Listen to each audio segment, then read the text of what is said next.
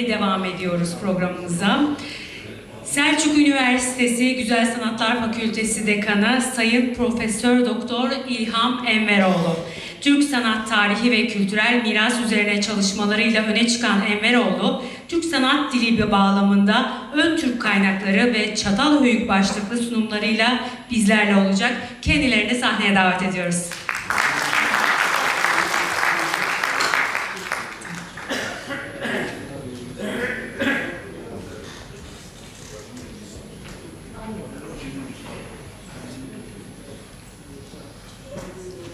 Çok kıymetli konaklar, sevgili bilim insanı kardeşlerimiz, hepinizi sevgi ve saygıyla selamlıyorum ve sunumla başlamak istiyorum. Şimdi problemimizi nasıl tanımlarız? Kısaca ondan bahsetmek istiyorum. Şimdi geçer Türk sanatı kavramıyla biz ön Türk sanatını, yani ön Türk medeniyetini araştırmaya çalışıyoruz. Burada ortak bir tanı var. Her zaman bunu kitaplar açarsanız bunu görürsünüz. Tarihte Türk olarak tanımladığımız toplulukların veya siyasal birliklerin döneminde ortaya çıkan sanatlara topluca ve kısaca Türk sanatı diyoruz. Bu tanıma giren sanatı yaratan toplulukların beraberinde taşıdıkları eşya ve yerleşim bölgeleri, mimari kalıntı topluca bu sanatın malzemesini oluşturmaktadır. Ne var ki Türk sanatı şeklinde özetlediğimiz başlık, tarih içindeki kültürel evreleri ve yayma alanları dolayısıyla ile daha geniş açıklama ihtiyaç duyar. Sayın Selçuk Mülayim hocamızın alıntıdır kitabından.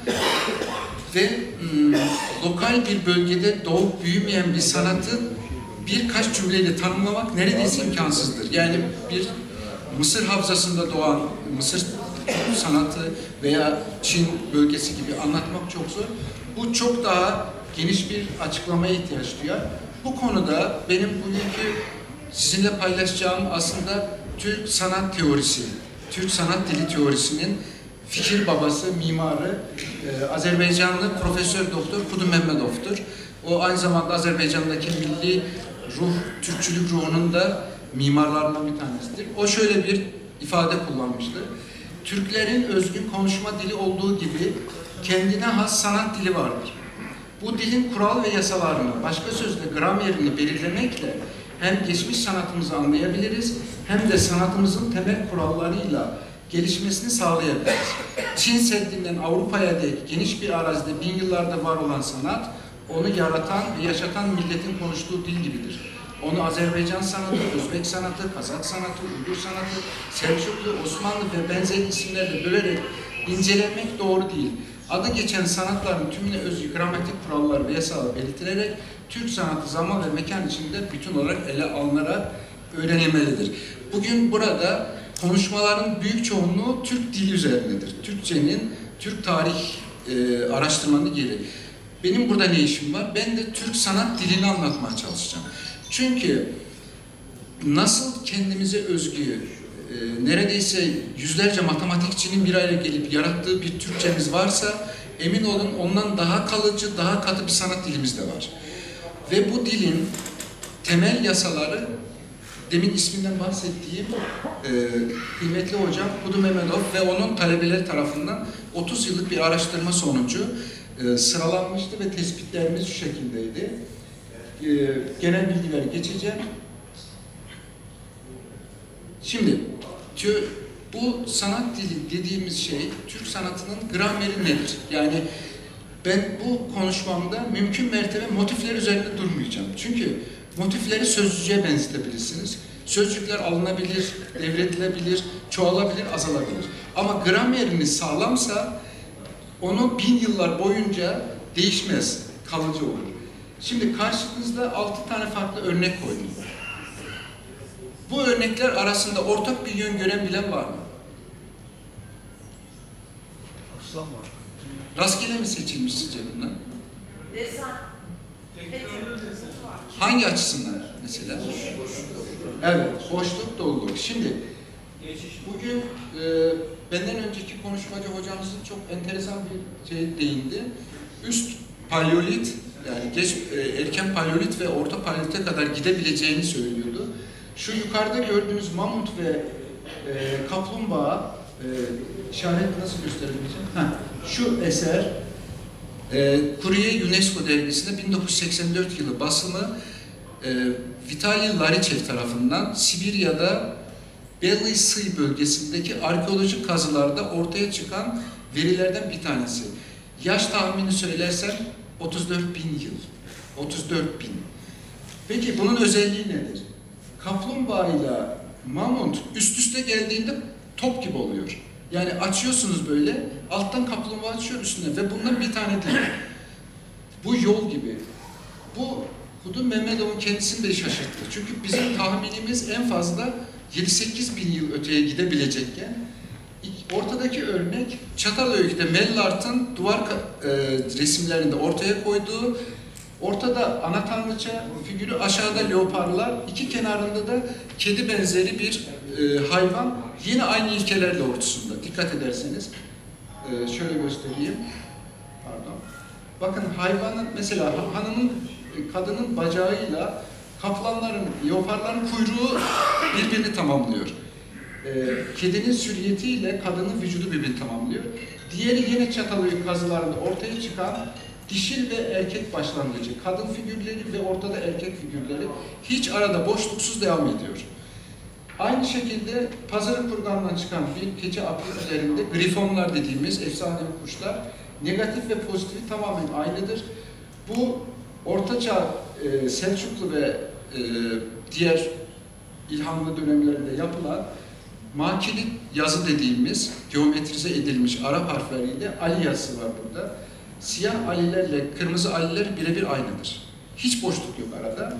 Ve bu çok güzel bizim kilimlerimize benzeyen örnek de Aztek İmparatorluğu'nun sarayının tapınağın duvarlarında olan bir resim.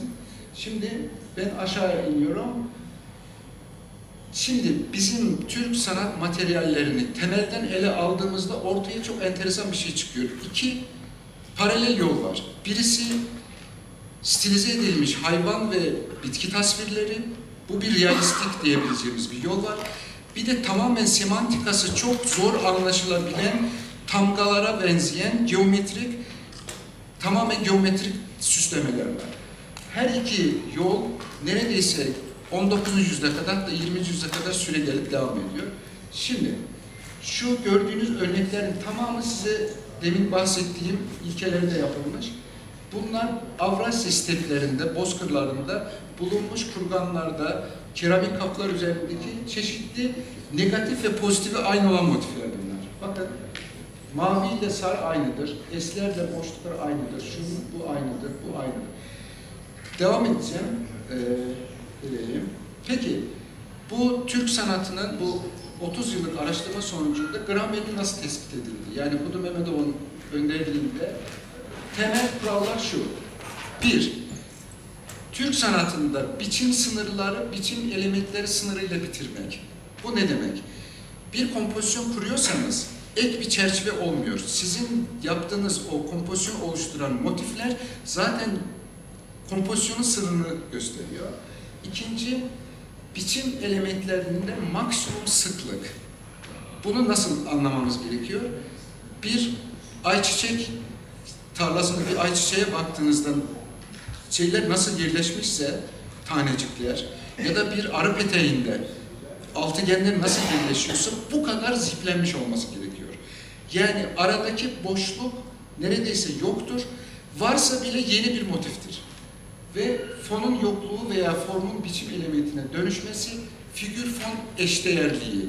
Satranç en basit haliyle satranç tahtasındaki negatif ve pozitif. Şimdi bu bizi dünya süslemelerinden ayıran temel fark. İsterseniz Yunan süslemelerine bakın, isterseniz Mısır süslemelerine bakın, bunu görmeyeceksiniz. 2. Biçim elementi çeşitliğine ve bileşik biçimlenme kurallarının sayısında en aza indirgeme. Yani neredeyse sayı 2'yi 3'ü geçmeyecek. Üçüncü de doğadaki atom ve moleküllerin, maddelerin yapılanmasında gördüğümüz 17 simetri çeşidinin neredeyse tamamı bu Türk sanatında çalışıyor. Ve şimdi bunları nasıl algılıyoruz? Buna bakalım. Hazır keçelerinden bir örnek veriyorum, gösteriyorum burada. Bakın bu balık pulu gibi, sırtı gibi dizilmiş ya bu motifler. Fakat bu motifler zaten örüntüdür. baştan sona birim tekrarı gibi. Ama bu örüntünün içinde mavi ne kadar kişiliksiyse içindeki sarı da o kadar kişiliklidir. Yani burada belki de bizim sınıfsız toplum olmamız da belki buraya bağlanabilir. Yani bey ve cemaat yok burada. Yani teba yok burada. Sen ne kadar asilsen ben de o kadar asilim demek istiyor. Yani fonuyla figürü tamamen aynıdır. Devam ediyorum. Bu demin hocamızın ısrarla üzerinde durduğu şey Yin-Yang sembolizmiyle tamamen özdeştir. Nasıl özdeştir? Emel Esin'in kitaplarında, o Türk Kozmoloji kitabında ısrarla bunun Çuğular ve Çoğular tarafından Çin'e gittiğini söylüyor Emel Esin. Ben bunun gerçekten Türklerin icadı olduğunu düşünüyorum. Şundan dolayı Çin'de bunun üzerine kurulmuş bir sanat göremezsiniz. Yani Yin-Yang üzerine kurulmuş bir tasvir, gelenekler yok. Ama bakın size şimdi yüzlerce örnek göstereceğim. Hepsi Yin-Yang üzerine oturtulmuş. İlerleyen zamanda onu anlatacağım ama bir de bu kurala değiniyorum. Demin Lariche'nin bulduğu tasvirlerin bir tanesi de beyaz fil ve mamuttur. 34 inek tasviri, bizon. 34 bin yıl önce. Bu da bir İskit tarağıdır. Sakalara ait bir tarak. Şimdi buraya bir bakar mısınız? 1, 2, 3, 4, 5, 6, 7, 8 tane veya 9 tane ayrı hayvan tek bir yere ziplenmiş gibi. Belki hatırlarsınız eskiden ve bazen de oluyor. Sirklerde bir hanımefendiyi bir kutunun içine katlayıp yerleştirirler ya gösterirler. Türk sanatının temel referanslarından biri budur. Size önceden verilmiş bir alan var. Mesela atın eğeri veya atın koşum takımı veya bir tane balbal formunda bir taş. Siz o tasviri yontarak bir şey yapmıyorsunuz. Tasviri o forma adapte etmeniz gerekiyor. Yani eğer dikdörtgense bunun içine, değilse bu şekilde. Bakın burada bir hayvan mücadelesi var. 3 farklı hayvan bacak bacağı öyle bir geçiyorlar ki bakın mesela bu onun bacağı, bu diğerinin bacağı. Arada hiç boşluk bırakmıyor. Devam ediyorum. Mesela bunu modern zamanlarda Avrupalı ressamlar denemeye kalkıyorlar. Bakın bu bir Hint asıllı İngiliz ressamın tablosu şu aşağıdaki. Bakın 2 kedi tasviri var. Erkek ve dişi kedi. Bu 34 bin yıl önce bunu zaten Sibirya'da bu şekilde yapmışlar. Devamını göstereceğim. Şimdi bu ilkeleri ilk başta Hudu Mehmedov'un sağlığında ulaşabildiğimiz en eski kaynak Ukrayna'da Mezgin istasyonunda çıkan Paleolitik döneme ait mamut kemiğinden yapılmış bir bilezik, kolbağı vardır. Ve bu kolbağın üzerindeki motiflerin işlenişi, bakın boşluk ve doluluk ilkesinin neredeyse o günler için 10 bin yıl tarihlendiriyor. Arkeologlar bunu. Ulaşılabilen tarih 10 bin yıl. Biraz aşağı geliyorum. Şimdi Yin-Yang neden Türk'ün diyorum. Bakın Yin-Yang'ın envai çeşidini Türk halı kilimlerinde görebilirsiniz. Bakın Yin-Yang, Yin-Yang, Yin-Yang, bu da. Yani bu negatif ve pozitifin özdeşliği bizim ana dilimizdir. Türkçenin yani Türk sanat dilinin ilk grameridir. Devam ediyorum. Şimdi bu şu örnek Rudenko'nun Pazarlık'ta bulduğu bir dokuma örneği. Dikkat ederseniz burada boşluk ve doluluk aynısıyla tekrarlanıyor. Aynı ilkede. Yan tarafta ise 14. yüzyıl Konya kilimi halısı. Aradaki 3000 yılı gözünüzün önüne getirin. Bu kadar ısrarcı bir devamlılık var meselenin özünde. Ama bu çok farklı bir coğrafyada yapılmış. Diğeri çok farklı bir coğrafyada. Devam ediyorum. Bakın bu örnekler Amerika yerlilerine ait ve Kolombo öncesi yerlilere. Yani hani bazı makalelerde diyorlar ki Türk kilimlerini götürmüşler, yerlilere göstermişler. Onlara bu o değil bu. Çok eski örnekler. Bakın bu kedilerin negatif ve pozitifine bakın. Ve burada kuşlara bakın. Bu nasıl bir tekrarlanan ilke? Şu da bakın, Sibirya'nın en ucuna yaşayan nartlar yani Eskimo dediğimiz o rengiyiklerle beslenen insanların motifleri. Bakın burada da aynı negatif ve pozitifin tekrarını görün. Bakın.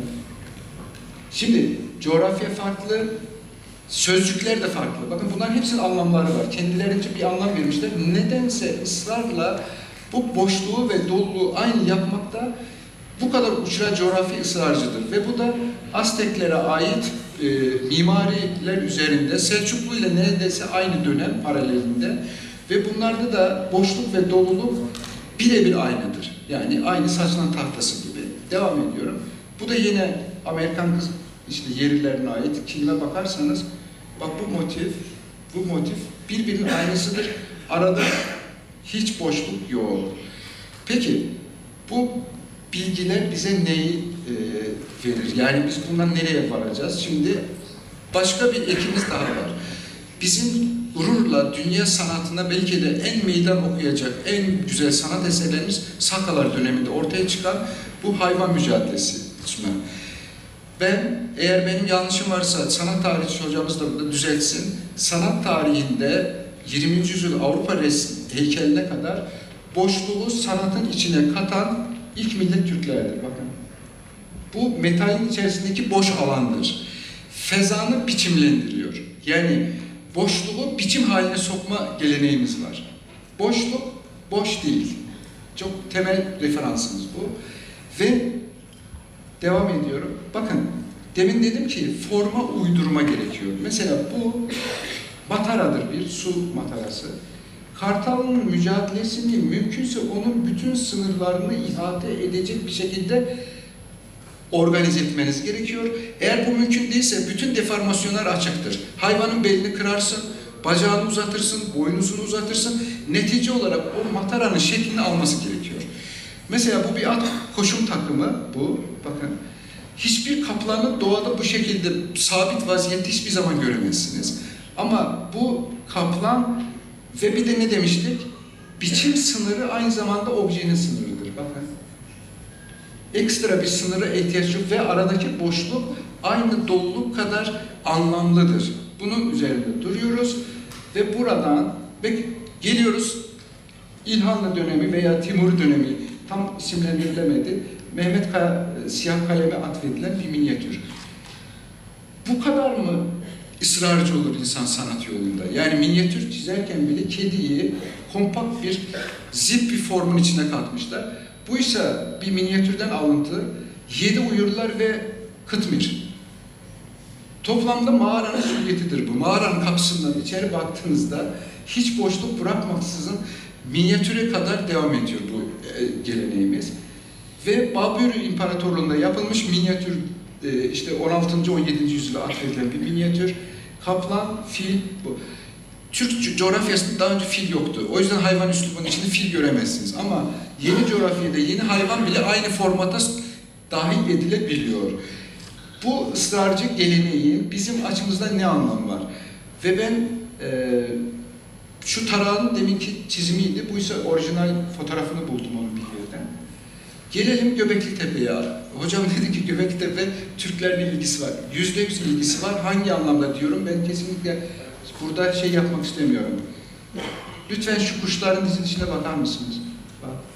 Bu bir yılan silüetidir bak burada. Şunun altındaki de bir başka varlıktır. Bunun arasındaki boşluk da varlıktır. Yani ısrarla biçim tanımlaması. Bir de şuna bakın. Bu en ilginç taşlardan bir tanesi. Göbekli Tepe'de benim bir sayıma göre 56 ya da 64 tane hayvan iç içe tıkılmış. Bakar mısınız şimdi? Kuşlar, yılanın silüetinde kartal, bakın. Kartalın kanadının altında bir tane kedigillerden. Neredeyse hayvanlar böyle hani bir şey tıkıştırırsınız ya bir şeye basarsınız böyle hurcun içine. Bu mantıkla yerleştirilmiş. Ben de çok rahatlıkla diyebiliyorum ki bu Türk mantığıyla yapılmış. Türk sanat mantığıyla yapılmış. Devam ediyoruz. Bunu günümüzde Maurice Escher adında 20. yüzyılda Hollandalı bir ressam var. Maurice Escher. Escher Endülüs Emevilerine ait duvar süslemelerini incelerken diyor ki bir şey fark ettim diyor. Burada süslemelerin negatif ve pozitifi aynıydı. Ve ben bunun üzerine hayvan koyarak yeni bir tasvir dili yaratmak istedim diyor kendisi.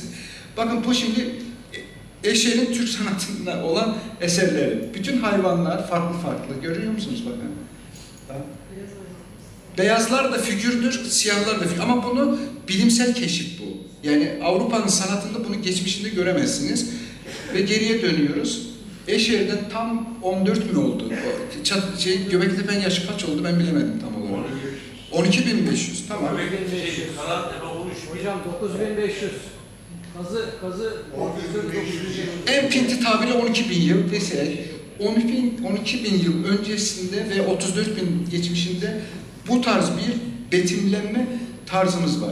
Tekrar yakından bakalım. Bakın şu kuşların daha yakın çekimi. Yılan, burada yumurta gibi bir şey var. Kuş var. Bak kuşun içinde boşlukta yine kuş var. Bak burada da bir hayvan var. Şimdi bakalım pazarı, kazak oymalarının tamamında, keçelerinde aynı üslubu görürsünüz. Siyah ve beyaz aynıdır. Bakın şu motifler aynıdır.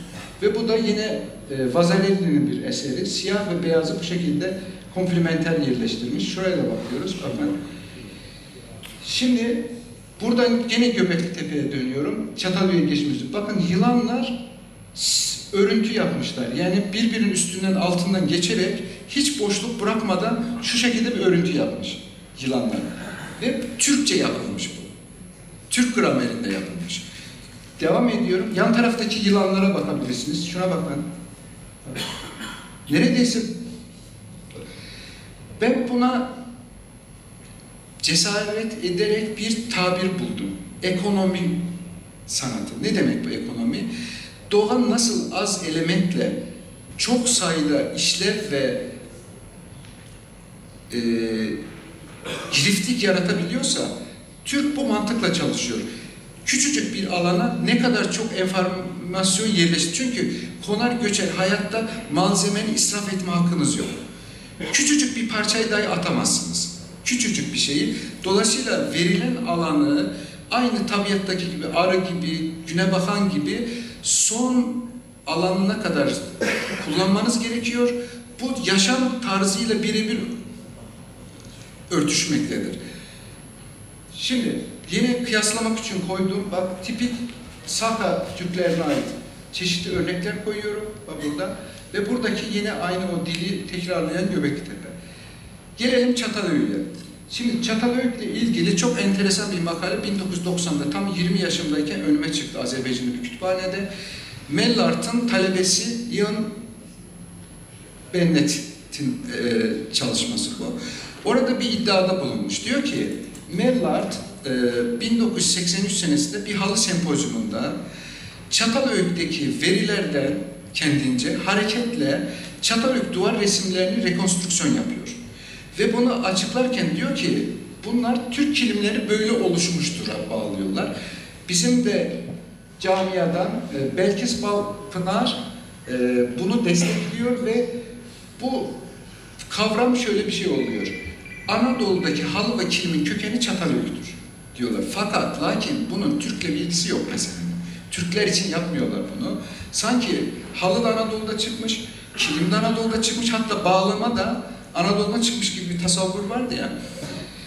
Ve halıcılarla kilimciler arasında, özellikle halı tüccar arasında sansasyon oluyor bu. Çok da tutuluyor. Bununla ilgili Kültür Bakanlığı'nın da bastığı kitaplar da var bunu yapan. Fakat burada Türkçe olanlar isyan ediyorlar şundan dolayı. Siz Orta Asya'da yetişen bizim sanatımızı nasıl Çatalhöyük'ün şeyine bağlıyorsunuz? Buradakiler de diyor ki siz buradan gitmiş olabilirsiniz gibi bir teori ve bu çelişki yıllarca sürmüş. 90'lı yıllar, 80'li yıllar bu tartışma. Ve Ian makalesinde diyor ki, bak bunu kırmızıya çevirdim. Anadolu dokunulacının, onun teknolojisinin, desenlerinin sembolü mevcut 1000 yıl içinde Orta Asya'da Çin İmparatorluğu'nun çevre bölgelerinden batıya doğru gerçekleşen, tekrarlayan Türk göçmen bir mirası olduğu yönündeki yaygın geleneksel görüş açıkça çelişmektedir. Aslında kendileri teorisini bilmeden bizi Çin'de değil de Anadolu'da aramamız gerektiğini söylüyorlar. Yani bu Çin'den gelen adam 20 metre toprağın altında 30 metre kalmış, neredeyse 9000 yıldır kimsenin görmediği motifleri neden kilimine dokudu? Ortada Helenistik eserler varken, Roma eserleri varken, Bizans mozaikleri varken neden tutup Çatalhöyük'ü adamlar kilimlerine dokusunlar? Bunu açıklamıyorlar. Ama benim Mellart'ın spekülasyonlarını bir tarafa koyarsak eğer söylediği veriler gerçekten arkeolojik verilerse tamamen Türk izi taşıdığını söyleyebilirim. Bakalım. Mesela Mellart şöyle bir şeyler sunmuş kongresinde. Demiş ki mesela Anadolu'da 19. yüzyılın bir kilimini ya da başka bir kilimini şu şekildeydi de zamanla evrildi, buraya geldi gibi bir evrimsel bir bağlam kurmaya çalışıyor. Ama bunu şeyin varsayımı kabul edersek bile Mellart'ın elimizdeki bulgular bile bunu tasdikleyen nitelikte. Yani az bulgular. Bu Göktürk dönemine ait bir kadın betimlemesi. Bu da Çatalhöyük'teki betimleme. Aradaki sanki mesela şöyle bakın meseleye. Diyelim ki Picasso'nun bir eseri Madrid'dedir, bir eseri Paris'tedir, bir eseri İstanbul'dadır. Bakar bakmaz aynı üslubu görüyorsunuz orada, aynı tarzı, aynı stilistikayı. Burada da öyle bir enteresan gelişmeler var. Mesela kartalı boğazlayan, iki kartalı boğazlayan bir figür en ilgincidir ki mesela kilimde neredeyse birebir aynısını bulmak mümkün. Bu resimdir, bunu dokursam bu çıkar gibi. Ve bunun varyasyonlar çok fazla. Mesela bu işte yakın çekimi, bunun böyle varyasyonu. Ortada bir figürü zaten net görüyorsunuz. Kartalı tutmuş gibi.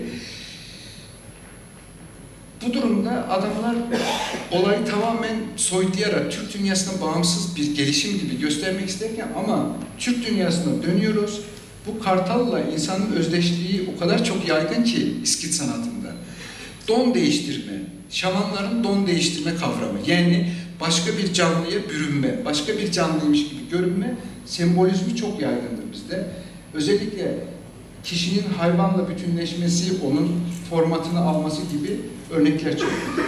Çatalhöyük'te çıkarılan tescilli örneklerimize bakalım şimdi. Duvar resimlerine örnekler ve çanak çömlekler üzerindeki örnekler ve bir de duvar resmi örnekleri var. Bunlar da boşluk ve doluluk ilkesi, maksimum sıklık prensibi ve alanın tamamını kendi birim tekrarıyla bitirme ilkesi olduğu gibi devam ediyor. Yine örneklere bakarsanız, duvar resimleri örnekleri, bu bir varsayımsal olarak deminkinin devamını eğer oluştursaydı bu şekilde devam ederdi ilkesine geliniyor. Ve ben bunu yine o mesela Çatalhöyük'teki örnek duvar resimlerinin, bu da bizim yine pazarlıkta çıkan şu merdivenimsi çizimlerle dolu, ortada da haç biçimli yani Türk haçını gösteren motifler var. Neredeyse bunların içinde de var aynı şekilde. Ben bunu motif benzerliğine bakın istemiyorum. Direkt dil benzerliğine bakın. Şöyle diyelim, Göktürk yazıtlarında bir metin var. Sonra Karacaoğlan Yunus'un yazdığı bir metin var. Ve bir de Nazım Hikmet'in veya Abdurrahim Karakoç'un yazdığı bir metin gibi düşünün. Hepsinin Türkçe gramerinde yazıyor fakat sözcük, literatür şeyi farklıdır diye bakalım. O yüzden motiflerin üzerinde çok durmuyorum. Şuradaki duvar resimlerindeki rekonstrüksiyonlar tamamen kilimle özdeştir, Türk kilimiyle. Bu gerçek bir duvar resmi. Şimdi Mellart'ın savı şöyle, onlar diyor iki türlü savunuyorlar bunu. Duvarda çiziyorlardı bunu, sonra bunu taşınırken dokumaya geçirdiler. Varyasyonu var. İkinci bir varyasyon, dokuma olsaydı elimize yetişmiyor. Çünkü 9000 yıl toprağın altında dokumayı koruyamazsınız. Allah vere şey olmuş, hazırlıkta donmuş da biz o keçelerle halıları görmüşüz. Yoksa öncesinde onu da bulma şansımız yoktu neredeyse. Ya da Mısır piramidinin içinde birkaç kumaş parçası elimize geçebiliyor. Yünü, pamuğu veya keteni doğada koruyamıyorsunuz. Yani zaman aşımına dayanamıyor. Bu bağlamda şu duvardaki çizimin bu kilim arasında 9000 ünlü olması hayret verici bir devamlılık gösteriyor. Böyle bir Mellart'ın çizimlerinin içinde bu da var. Şöyle bir örnekleme var. Ama ben katıksız, hadi diyelim ki Mellart bu duvar resmini uydurmuş olsa bile sırf bizim Anadolu Medeniyetleri Müzesi'nde korunan mühürlere bakarak da Türkçe yazıldığını söyleyebilirim. Çatalhöyük, Türk medeniyetiyle doğrudan ilişkisi var. Şimdi bu Çatalhöyük'te çıkan mühür bu ve bu da pazarı yani kurganlarından çıkarılan İskit pantolonu, şalvarı. Bu şalvarın üzerindeki motif diliyle bu dil arasında 7000 veya 6000 yıl bir süreç var. Ama velev ki diyelim ki bunu Türkler de yapmadı. Soruyu bu şekilde de koyabilirsiniz. Yani şüpheci bakanlar şöyle diyebilir. Türklerle belki hiç alakası yok. Peki niye ben onu taşıyorum? Ve ısrarla 10 bin yıldır niye ben bu geleneği ben taşıyorum? Niye başka Yunan taşımıyor? Çatalhöyük benden daha yakın olan İonyalı niye bunu sürdürmüyor da bana ne oluyor da ben Orta Asya'da, Kazakistan'da bu üslubu, bu dili neden sürdürüyorum? Bu sorunun sorulması gerek. Bakın mühürlere, kil mühürlere bakın. Sık yerleşme, boşluk ve doluluk ilkesinde negatif ve pozitifin eşdeğerliği. Bu nasıl bir gerek? Körtük işte dönem işte bu bir taş çanak çömlek örneği Kars halısında ne arıyor? Talas Vadisi'ndeki şeyde ne arıyor? Öngürt'te ne arıyor? Yani bu şimdi elimizde cep telefonları var da biz şu anda okyanusun o tarafı saniyeler içinde takip edebiliyoruz. Bunlar arasında 9.000-10.000 kilometre var. Artı ulaşım dediğiniz şey 100 yıl alır. Bu halk buradan kalkıp oraya gitmesinde. Ve Çatalhöyük öncesi çok daha sıcak bir alan daha var. Burdur Hacılar. 6.000 yıl. Yani Çatalhöyük daha eskidir.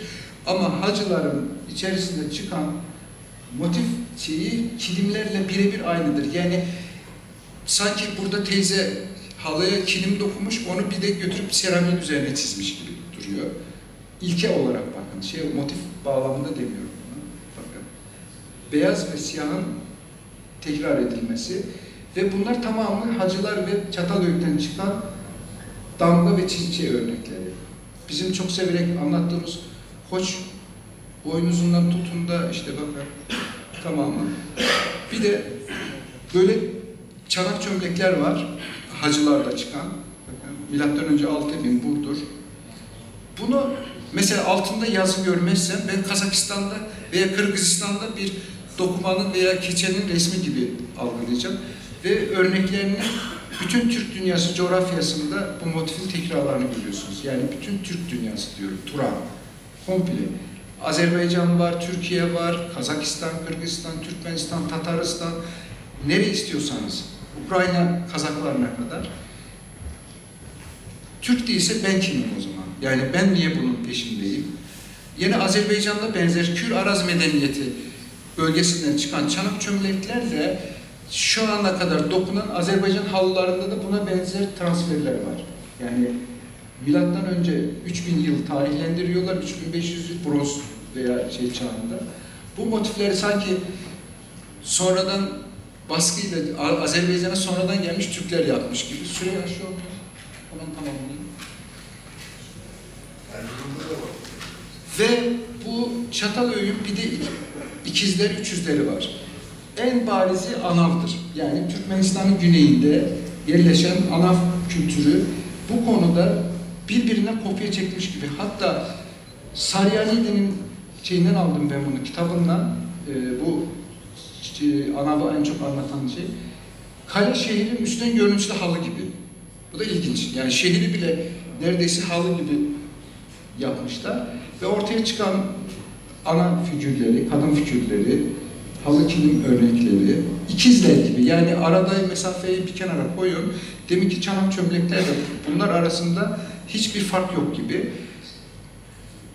Bu da Halaf kültürü ve Sümer'le ilgili. Sümer'den ortaya çıkarılmış mozaik duvar panolarında yine şunu anlatıyor arkeologlar. Diyorlar ki bu Çatalhöyük bitmedi, periferiye yayıldı. Yani etrafa dağıldı o medeniyet. Aşağı indi, yukarı çıktı, güneye gitti.